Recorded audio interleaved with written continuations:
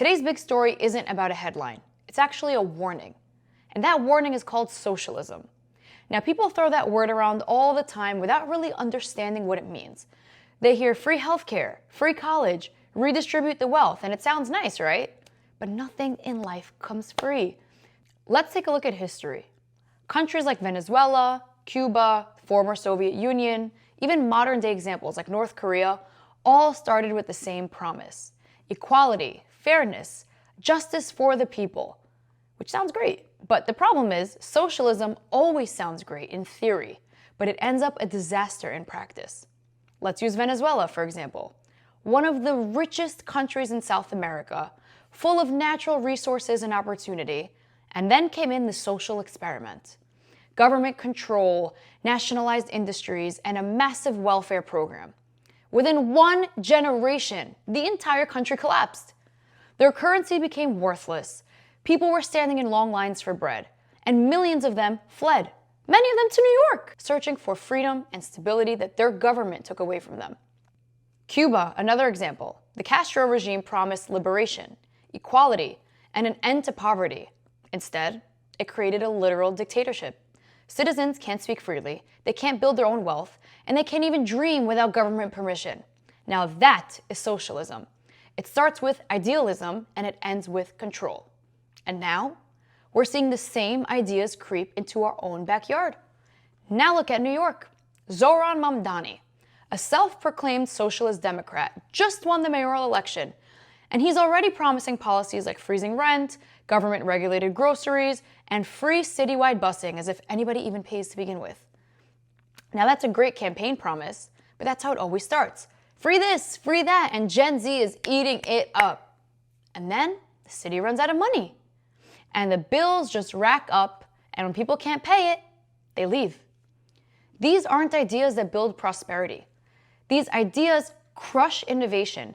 They choke small businesses and make people dependent on the same system that holds them back. Now let's talk about the next step. That's communism. Because socialism and communism are not opposites. They're next door neighbors. Socialism is the economic transition into communism.